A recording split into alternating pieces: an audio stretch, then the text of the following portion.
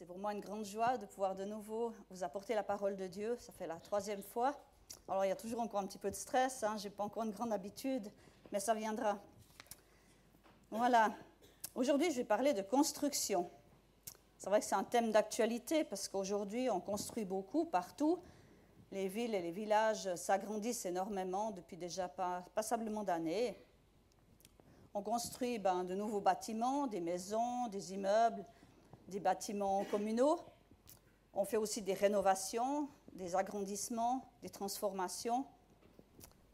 Il y a aussi d'anciennes constructions qui sont détériorées et qu'on va détruire pour reconstruire autre chose à la place. Et la parole de Dieu nous parle aussi de construction et de reconstruction. Et je vais commencer par parler de la reconstruction du temple, le temple qui avait été construit par Salomon. Donc, je vais déjà parler un petit peu de l'historique de ce temple pour qu'on comprenne bien le contexte. Déjà, pourquoi est-ce qu'il a été reconstruit? C'est parce qu'il avait été détruit. Et s'il avait été détruit, c'est qu'il avait été construit une première fois. Et c'est Salomon qui avait construit ce temple. C'est le roi David qui avait eu à cœur de construire un temple pour Dieu, pour remplacer en fait le tabernacle.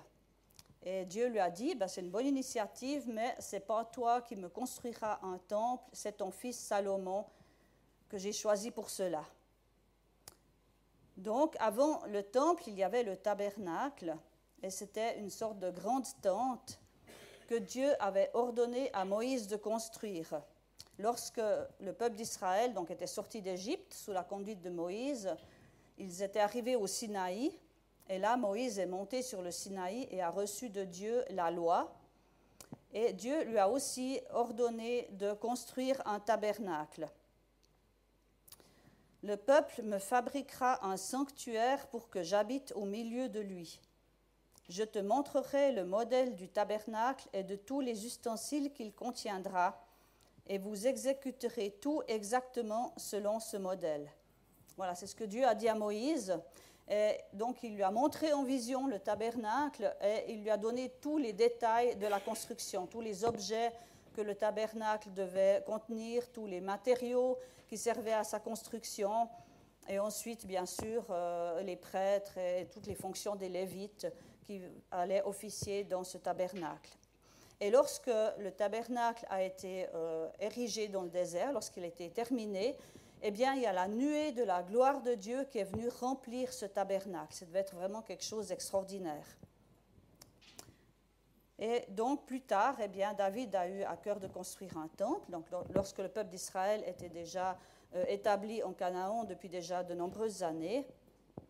Et donc, c'est Salomon qui a construit ce temple. Il a fait quelque chose de magnifique. David avait préparé tous les matériaux.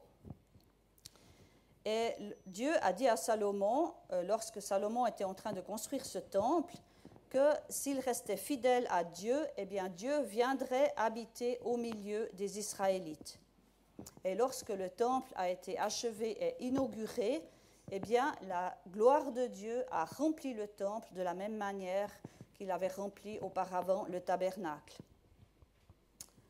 Ensuite, après Salomon, il y a eu les rois qui se sont succédés en Israël. Et il y a eu quelques bons rois, heureusement, mais il y a eu une majorité, malheureusement, de mauvais rois qui étaient idolâtres et qui ont entraîné le peuple d'Israël à l'idolâtrie. Et même, pour finir, certains ont offert dans le temple des sacrifices à d'autres dieux. Alors, la gloire de Dieu a quitté le temple et les Babyloniens sont venus et donc sous la conduite du roi Nabuchodonosor, ils ont pillé les richesses du temple, ils ont emporté tout cela à Babylone et ils ont détruit et brûlé le temple et la ville de Jérusalem. Et les Juifs ont été déportés à Babylone. Ensuite, plus tard, c'est Cyrus, le roi de Perse, qui a conquis Babylone et qui a autorisé les Juifs à revenir à Jérusalem pour reconstruire le temple. Dieu a réveillé l'esprit de Cyrus et Cyrus a permis à ceux qui le désiraient de retourner à Jérusalem pour reconstruire le temple. Et il y a environ 50 000 Juifs sous la conduite de Zorobabel et de Josué qui ont quitté Babylone et qui sont retournés à Jérusalem. On trouve donc ces récits dans 2 Chroniques 36 et dans Esdras 1. Il ne s'agit pas, bien sûr, du même Josué que celui qui a fait entrer le peuple dans le pays de Canaan. Celui-là, il était mort depuis longtemps. C'est un autre Josué. Parfois, il y a des noms semblables dans la parole de Dieu. Alors, voilà, pour bien comprendre de qui on parle. Et ça a bien commencé. Les Juifs étaient enthousiastes. Ils avaient de la joie. Ils se sont dit, super, on va pouvoir reconstruire ce temple. On va de nouveau pouvoir rendre un culte à Dieu. Et ils ont d'abord commencé par reconstruire l'autel.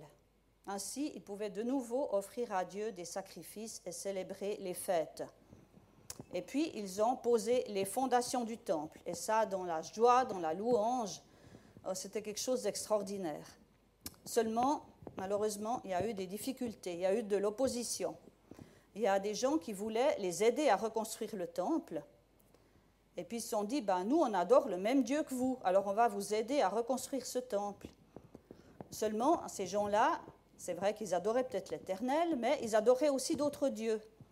Alors Zorobabel et Josué n'ont pas été d'accord qu'ils aident à reconstruire le temple.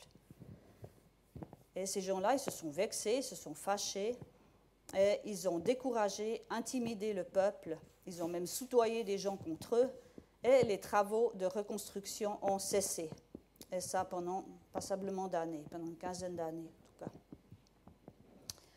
Il y a les prophètes Agé et Zacharie qui sont intervenus, ils ont reçu des messages de la part de Dieu et ils ont encouragé le peuple à reprendre la reconstruction du temple et c'est ce qu'ils ont fait.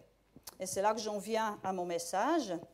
Donc voilà, il y avait cette introduction pour qu'on comprenne un peu le contexte de cette reconstruction. Et on va lire maintenant dans le prophète Agé pour voir quel est le message que Dieu a donné par l'intermédiaire du prophète Agé et qui a encouragé les Juifs à reprendre cette reconstruction. Et puis ensuite, on va faire le parallèle avec nous aujourd'hui, en quoi ce texte peut nous parler à nous aujourd'hui. Parce que la parole de Dieu, elle est utile pour enseigner, pour nous apprendre des tas de choses pour nos propres vies. Et c'est ça qui est important, c'est de pouvoir l'appliquer ensuite à nos vies. Ce n'est pas juste simplement de connaître une histoire. Alors je vais lire Agé chapitre 1. La 2e année du règne du roi Darius, le 1er jour du 6e mois, l'Éternel adressa la parole à Zorobabel, fils de Sheltiel, gouverneur de Juda, et à Josué, fils de Yehotsadak, le grand prêtre, par l'intermédiaire du prophète Agé. Voici les termes de ce message. Voici ce que déclare le Seigneur des armées célestes. Les gens de ce peuple prétendent « Le temps n'est pas venu encore, le temps où le temple de l'Éternel doit être rebâti. » Alors la parole de l'Éternel leur fut adressée par le prophète Agé. Est-il temps pour vous-même d'habiter à votre aise des maisons lambrissées, alors que ce temple est en ruine? Voici ce que déclare le Seigneur des armées célestes. Considérez donc bien ce qui vous arrive.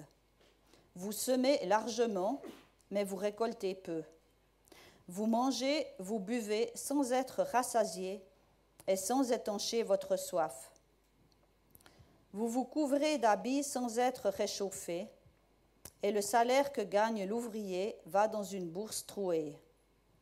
Voici ce que déclare le Seigneur des armées célestes. Réfléchissez donc bien à ce qui vous arrive. Allez à la montagne, rapportez-en du bois et bâtissez le temple. J'y trouverai plaisir, j'en serai glorifié, déclare l'Éternel. Vous comptiez sur beaucoup, mais vous avez obtenu peu. Vous aviez engrangé ce que vous aviez récolté, et j'ai soufflé dessus. Pourquoi donc l'ai-je fait, demande l'Éternel, le Seigneur des armées célestes, parce que mon temple est en ruine, tandis que vous courez chacun pour sa maison. Voilà pourquoi le ciel a retenu la pluie, voilà pourquoi la terre a refusé ses fruits, c'est à cause de vous. J'ai appelé la sécheresse sur les champs et les monts, sur le blé, sur le vin, sur l'huile, sur tout produit du sol, ainsi que sur les hommes, sur le bétail, sur tout le fruit de vos travaux. Alors Zorobabel, fils de Sheltiel, Josué, fils de Jéhozadak, le grand prêtre, et tout le reste du peuple écoutèrent la voix de l'Éternel leur Dieu. Ils écoutèrent les paroles du prophète Agé que l'Éternel leur Dieu leur avait envoyé, et le peuple révéra l'Éternel.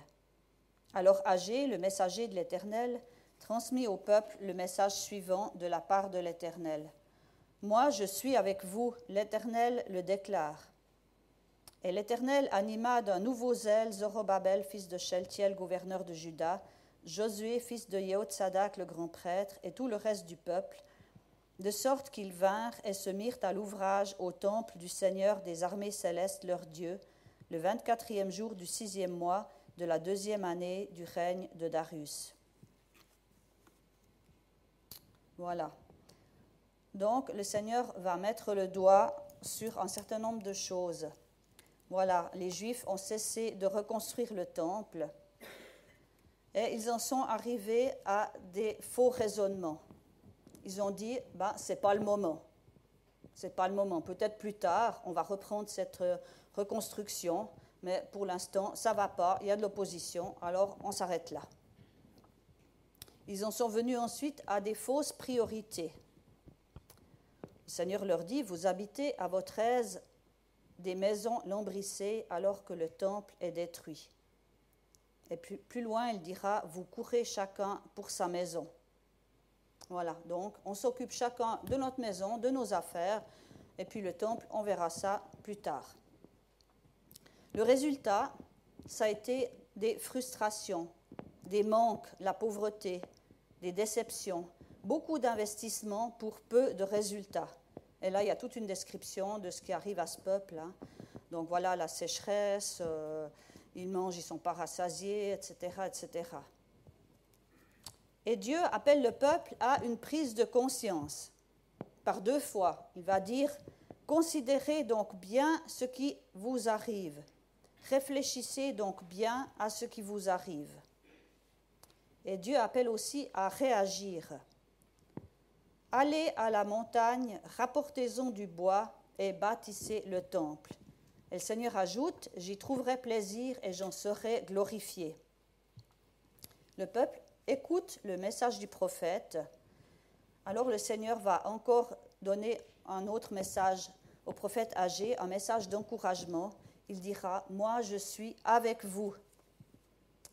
Et plus loin, devant l'ampleur de la tâche, devant peut-être le découragement de se dire, mais ouais, il y a du travail pour reconstruire le temple. Et puis, il ne sera jamais si beau que le temple de Salomon, parce que les moyens n'étaient pas aussi grands. Le Seigneur va dire, courage, courage, mettez-vous à l'œuvre, car je suis avec vous. Mon esprit est au milieu de vous, vous n'avez rien à craindre. Ça, c'est dans Agé 2. Donc, le peuple va être animé d'un nouveau zèle et ils vont reprendre cette reconstruction et le temple sera achevé.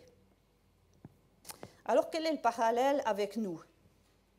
Eh bien, comme les Juifs revenus d'exil, nous sommes aussi appelés à construire un temple, mais un temple spirituel. Et j'aimerais lire 2 textes dans le Nouveau Testament, tout d'abord dans Éphésiens 2, les versets 20 à 22.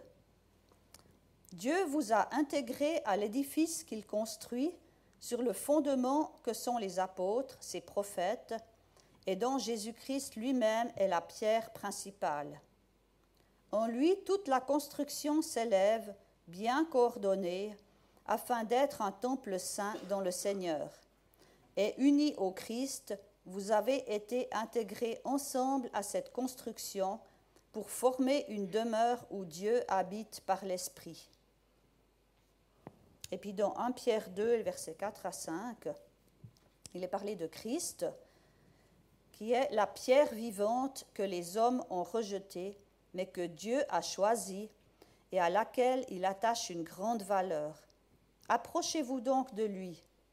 Et puisque vous êtes, vous aussi, des pierres vivantes, édifiez-vous pour former un temple spirituel et pour constituer un groupe de prêtres consacrés à Dieu, chargés de lui offrir des sacrifices spirituels qu'il pourra accepter favorablement par Jésus-Christ. Donc il y a plusieurs choses qui ressortent de ces 2 textes.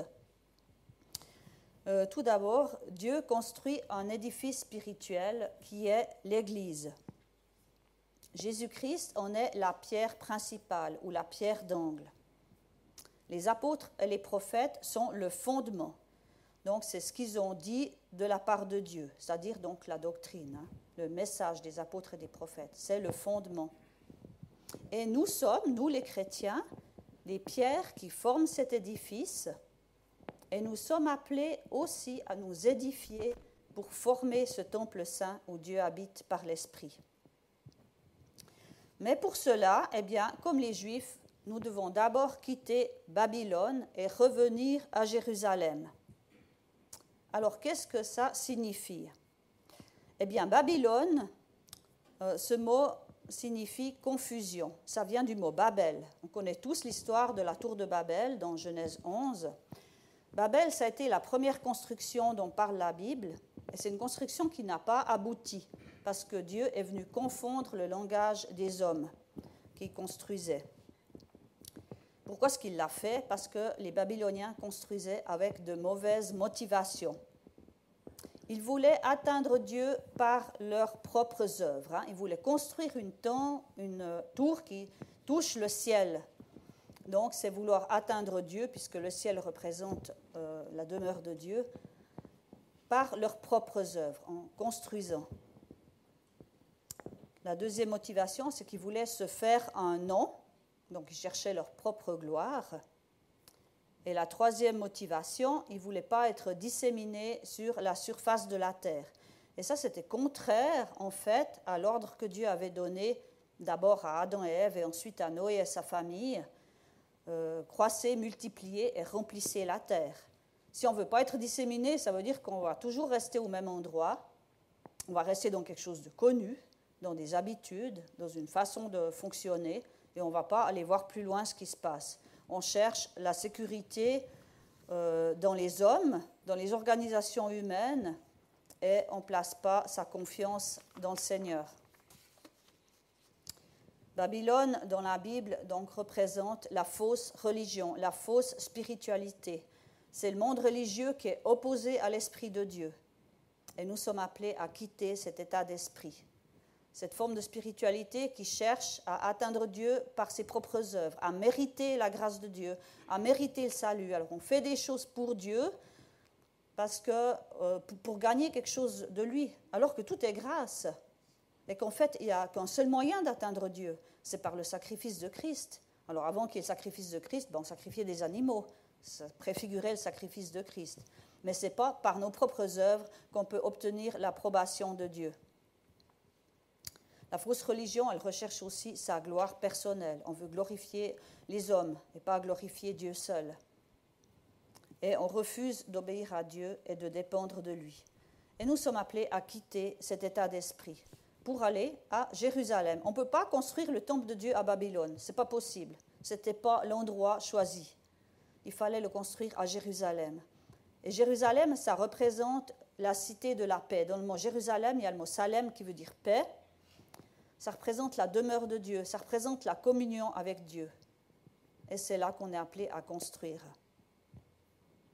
L'autel que les Juifs ont reconstruit en premier, ça représente le lieu du sacrifice. C'est sur les autels qu'on offrait des sacrifices, des holocaustes, des sacrifices aussi de reconnaissance. Il y a différents sacrifices qu'on sacrifiait à Dieu sur les autels. Et ça représente pour nous bien le salut en Christ.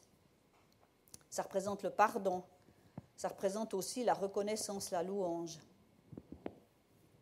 Les fondations qui ont été posées ensuite par ces Juifs revenus d'exil, eh bien, ça représente l'enseignement des apôtres et des prophètes, comme c'est dit dans Éphésiens, le texte que j'ai lu tout à l'heure. Et puis, comme pour les Juifs revenus d'exil, il y a de l'opposition à ce que le temple de Dieu, qui est l'Église, avec un E majuscule, soit construite. Satan s'oppose toujours à la construction de l'Église. Et il le fait par différents moyens. Et aujourd'hui, il y a beaucoup de chrétiens qui cessent de s'engager, qui cessent de construire le temple spirituel. Et ceci pour différentes raisons. Ça peut être le découragement, des épreuves personnelles. Ça peut être des blessures, des conflits avec un frère, une sœur, des déceptions, peut-être une vision différente de celle des responsables, de comment le temple doit être construit. Ah non, l'église, ça ne doit pas être comme ça doit être comme ça. Alors on fait une nouvelle église à côté, voilà, on construit un autre temple, et puis il y a plein de petits temples. Voilà, et il n'y a plus l'unité. Et il y en a d'autres, eh bien, ils se retirent d'une vie d'église, simplement, parce que voilà, ça ne me correspond pas, ça ne me rapporte plus rien. Et voilà, ils restent seuls dans leur coin. Et puis vient après les faux raisonnements. Ces personnes disent, ce n'est pas le moment pour moi de m'engager maintenant. Voilà, il faut d'abord que je règle mes problèmes, il faut d'abord que je fasse ceci, d'abord que je fasse cela. Il y a des fausses priorités qui viennent. Je dois m'occuper de ma famille, j'ai des enfants en bas âge, ou j'ai des ados qui sont difficiles, ou j'ai un conjoint qui n'est pas converti, ou bien j'ai des parents âgés, ou bien alors il y a d'autres priorités, par exemple le travail. Je fais une formation, j'ai un poste à responsabilité, ou il peut y avoir d'autres raisons, la santé, une autre vision, etc. Alors, bien sûr que c'est juste de s'occuper de sa famille. C'est vraiment important, la parole de Dieu nous le dit. C'est juste de bien faire son travail, c'est un témoignage et c'est à la gloire de Dieu. C'est juste de prendre soin de soi, de s'occuper de sa santé, d'avoir une bonne hygiène de vie. Tout ça, c'est des choses qui sont justes. Après, voilà, c'est une question d'équilibre, c'est une question de proportion. Jusqu'où et à partir d'où? Qu'est-ce que le Seigneur me demande vraiment précisément à moi? Et on peut se dire, bon, j'ai l'autel, j'ai les fondations, c'est l'essentiel. Et beaucoup de chrétiens aujourd'hui disent, finalement, j'ai ma relation avec le Seigneur. L'autel, qui représente le sacrifice, voilà, moi je crois au sacrifice de Christ, je demande pardon pour mes péchés, j'offre à Dieu ma louange et ma reconnaissance. Voilà, c'est bon. Puis les fondations, sont là. L'enseignement des apôtres et des prophètes, la parole de Dieu, elle est là, la saine doctrine, elle est là. Donc, l'Église, on n'a pas besoin. Et pourquoi s'engager, finalement? Ça concerne peut-être les pasteurs, les anciens, voilà, ceux qui ont envie. Et puis finalement, moi, j'ai rien à faire là-dedans. Et maintenant, il y a toutes sortes de nouvelles technologies avec Internet. On peut écouter des messages, il y a toutes sortes de messages, il y a des groupes de louanges super, il y a des témoignages, il y a même la prière pour les malades, il y a toutes sortes de choses qu'on peut trouver sur Internet. Donc, il y a des chrétiens qui se disent, mais finalement, voilà. Et ils se contentent d'une vie spirituelle minimale. Alors, c'est vrai qu'ils sont nourris, mais qu'est-ce qu'ils apportent? Dieu, il a beaucoup plus pour chacun de nous, beaucoup plus que ça. Le résultat de tout ça, c'est qu'il peut y avoir un manque, un vide, des frustrations, de l'insatisfaction. L'impression de s'investir beaucoup, peut-être pour sa famille, pour son travail, pour d'autres choses, puis finalement, ça ne rapporte pas grand-chose, on est déçu. On s'investit à fond dans son boulot, puis après, on est jeté dehors. On s'investit à fond pour sa famille, puis il y a des enfants qui tournent mal, ou que sais-je. Voilà. Et puis peut-être le sentiment de passer à côté de quelque chose d'essentiel. En fait, de passer à côté de l'appel de Dieu, celui de construire son temple. Et comme les Juifs revenus de Babylone, eh bien, nous sommes invités à réfléchir, à considérer notre vie et à monter sur la montagne, chercher du bois et construire le temple. La montagne, ça représente le lieu de la révélation. C'est sur la montagne, sur le mont Sinaï, que Moïse a reçu la révélation de la loi et la révélation aussi du modèle du tabernacle. C'est le lieu de la communion avec Dieu. Et aller à la montagne, c'est rechercher auprès du Seigneur vraiment cette communion profonde avec lui, s'approcher de lui, passer du temps dans sa présence, une communion réelle et profonde avec le Seigneur. Et c'est dans cette communion avec le Seigneur qu'on va recevoir tout ce dont on a besoin pour construire ce temple. Qu'on va recevoir les dons, qu'on va recevoir l'amour, qu'on va recevoir les fruits de l'esprit, la patience, la persévérance, la sagesse, etc. Tout ce dont on a besoin pour construire l'Église, eh bien, c'est dans cette relation profonde avec le Seigneur qu'on va recevoir tout ça. Alors on peut se dire, mais pourquoi est-ce que le Seigneur il veut qu'on construise le temple spirituel qui est l'Église? À quoi ça sert? Eh bien, pour les mêmes raisons que Dieu a voulu que le tabernacle soit construit ou que le temple de Salomon soit construit. Et pourquoi Dieu a voulu que ces choses soient construites? Eh bien, on l'a lu, c'était pour habiter au milieu de son peuple. Habiter au milieu de son peuple. Et ensuite, il a rempli le tabernacle et le temple de sa gloire. Et il désire de même remplir l'Église de sa gloire.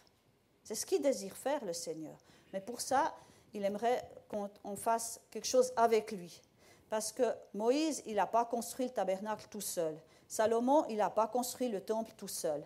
Mais les Israélites ont chacun, selon leurs moyens, apporté des matériaux pour le tabernacle. Il y avait de l'or, de l'argent, du bronze, des pierres précieuses, il y avait des étoffes, il y avait du fin lin, il y avait toutes sortes de choses. Pour le temple aussi, du bois, etc. Et chacun, selon ses moyens, a contribué à cette construction. Et dans la construction de l'Église, eh bien, c'est pareil, il y a une place pour chacun de nous, pour chacun.